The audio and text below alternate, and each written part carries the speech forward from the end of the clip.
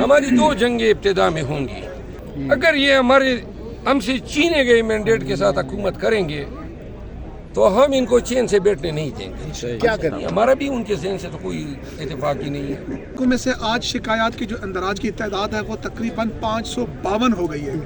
तो इंतखाबात की हैसियत क्या रही जब 65% इंतखाबात की वजह से उज़रदारियाँ दाखिल हो चुकी हैं, उसकी हैसियत पे सवाल उठ रहे हैं। देखिए, हम जो दलाइल देते हैं इलेक्शन कमीशन में, हमारे दलाइल 3 फोल्ड है। नंबर 1, इलेक्शन कमीशन की अथॉरिटी यानी प्रिजाइडिंग ऑफिसर की तरफ से जारी करदा फॉर्म 45 जो सिर्फ हमारे उम्मीदवारों के एजेंट्स को नहीं जारी हुआ है बल्कि तमाम एजेंट्स को जारी हुआ है, और हमने मेजॉरिटी उम्मीदवारों से फॉर्म 45 लेके इलेक्शन कमीशन में जमा किए हैं।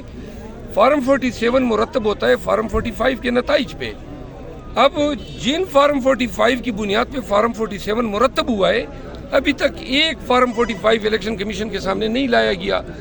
नून के पीपल पार्टी के वकला एक ही बात करते हैं कि इलेक्शन कमीशन के पास इख्तियार ही नहीं है, जबकि सेक्शन 9 के तहत इलेक्शन एक्ट की दफ़ा 9 के तहत ये जो प्रोसीडिंग यहाँ पे हो रही है ये इंक्वायरी की नवीयत की है। इंक्विजिटोरियल इनको कहा जाता है, यानी इंक्वायरी में अदालत गवाह भी तलब कर सकती है।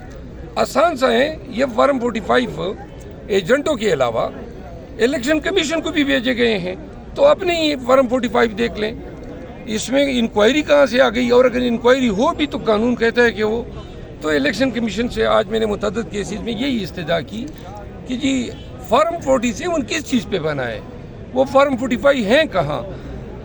कोई 10 दिन होने को आए हैं, नून, पीपल पार्टी और MQM एक भी फॉर्म 45 इलेक्शन कमीशन के सामने न ला सकी, न किसी रिटर्निंग अफसर ने अपने कमेंट्स के साथ फॉर्म 45 लगाया है। तो आरओज़ की रिपोर्ट जितनी भी आ रही, जिन आरओ से पूछा जा रहा है, वो तकरीबन जवाब एक ही है। तमाम आरओज़ ने जराइम का इर्तिकाब किया है, क्योंकि इलेक्शन एक्ट 2017 के तहत उनके जवाबात मिसलीडिंग है।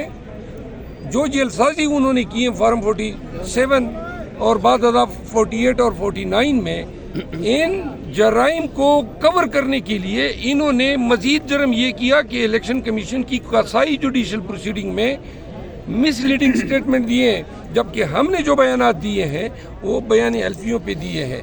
तो लिहाजा करप्ट प्रैक्टिसेस में फाल करता है, कम अज़ कम सज़ा इसकी 3 साल कैद बामुशक्कत बनती है।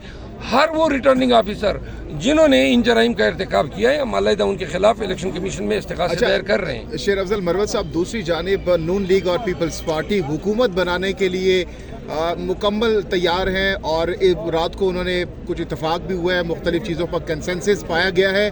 तो अब आप लोग बज़ाहिर लग रहा है कि PTI अपोजिशन बेंचेस पर बैठने जा रही है। किस तरीके से टफ टाइम देंगे हुकूमत को अपोजिशन बेंचेस पर? पहली बात तो ये है कि अगर ये हुकूमत बना रहे हैं और अगर इनको ये मुनासिब नज़र आता है कि मैंडेट चोरी करें, PTI के 80 के लगभग NA सीटें ये MQM और पीपल पार्टी मिल के, तो जो इनका साबिका अदवार हैं, एक तो उन पे भी सवालिया निशान बनता है, ये लोग अगर इस तरह के मैंडेट के साथ हुकूमत संभाल सकते हैं। नंबर 2, पाकिस्तान में कभी भी जमहूरी प्रोसेस या इलेक्शन के फेयरनेस पे कभी किसी का एतकाद आएगा ही नहीं, क्योंकि एक फॉर्म 47 जिसकी कोई जवाज़ नहीं है, कोई बुनियाद नहीं है, कोई फॉर्म 45 नहीं है, सिर्फ उस बुनियाद पे आप कहते हैं कि जी फलां जीत गया।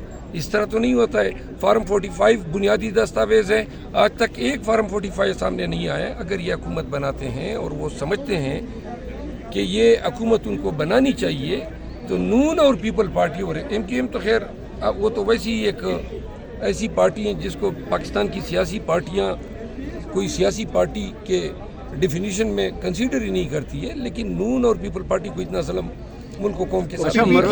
PTI किस तरीके से टफ टाइम देंगे अपोजिशन बेंचेस पर हुकूमत को? कैसे टफ टाइम देंगे? कोई एहतजाज वगैरह करेंगे? क्या करेंगे? पहले दिन से लेकर आखिरी रोज तक अगर ये हमसे छीने गए मैंडेट के साथ हुकूमत करेंगे तो हम इनको चैन से बैठने नहीं देंगे। क्या करेंगे?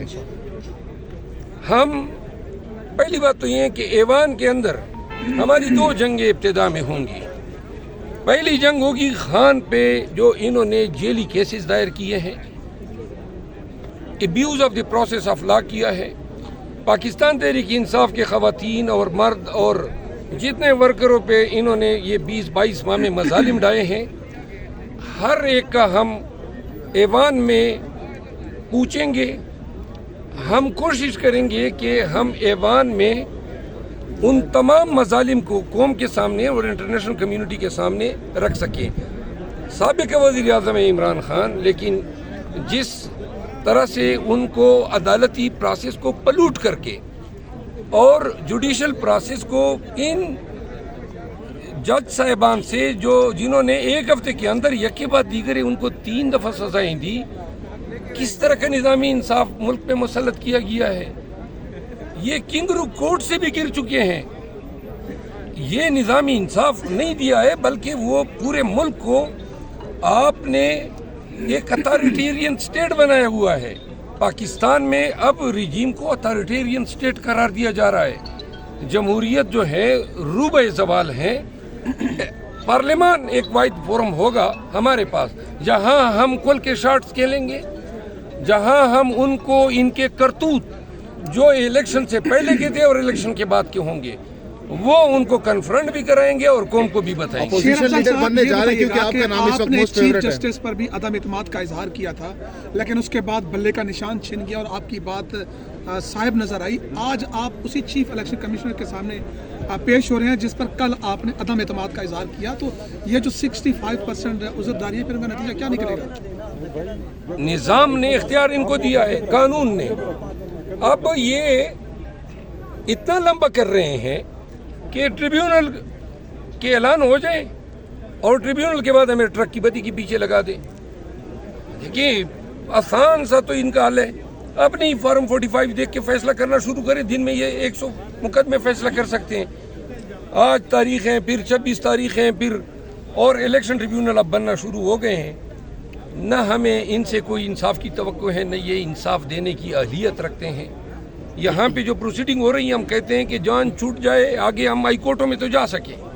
اب بیسیکلی ہم چاہتے ہیں خارجی کر دے لیکن کم از کم آگے کا راستہ کھل جائے. مروت صاحب یہ بتا دیجیے گا کہ سنی اتحاد کونسل کے ساتھ اتحاد ہوا ہے، تو جو فائنل ڈیسیژن ہوں گے کیا عمران خان صاحب کے ہوں گے؟ اگر عمران خان صاحب کے ہوں گے فائنل ڈیسیژن جو ہوں گے، تو کیا سنی اتحاد کونسل اس چیز کو برداشت کر پائے گی اور کتنا عرصہ یہ چیز لے کے چل سکے گی؟ پارٹی میں ہم نے MOU کے تحت ان کے ساتھ شمولیت کی ہے. اس کے تحت ہماری پارٹی جو ہے وہ خان ہی رن کرے گا. خان کے ہی فیصلے ہوں گے. انہوں نے اس پہ کوئی عذر اٹھایا ہی نہیں ہے. ہم ان کے پچھلے دنوں پریس کانفرنس کی تھی، کہا تھا کہ آپ کے ذہنوں سے جو اتفاق نہیں ہے، آپ کے خیالات سے اتفاق نہیں ہے، تو اب ان کا فیوچر کیا دیکھ رہے ہیں فضل الرحمان صاحب؟ ہمارا بھی ان کے ذہن سے تو کوئی اتفاق ہی نہیں ہے. ان کا فیوچر کیا وہ دیکھ رہے ہیں؟ مذہبی سیاست کرتے ہیں. پاکستان تحریک انصاف ایک لبرل پارٹی ہے. ہم جمہوری سوچ کے لوگ ہیں. ہم پاکستان کو ایک انلائٹنڈ ماڈریٹ فیوچر دینا چاہتے ہیں. اور میرا خیال نہیں ہے کہ احتجاج میں انہوں نے بات کی اور بعد میں جو ہے وہ اس سے منحرف ہو گئے. تو وہی بیان بازی کی حد تک ہمارا ساتھ نبھ سکا. آگے ہم نہیں دیکھ رہے ہیں کہ ان کے ساتھ ہمارے کوئی حکومتی اتحاد ہو سکتا ہے. البتہ اگر ہمیں اپوزیشن پہ بٹھایا گیا تو ہو سکتا ہے جو انہوں نے کچھ عرصے کے لیے اپوزیشن کے بینچز کا اگر انہوں نے چناؤ کیا ہے تو شاید کچھ عرصے یہ اپوزیشن بینچز پہ بیٹھے.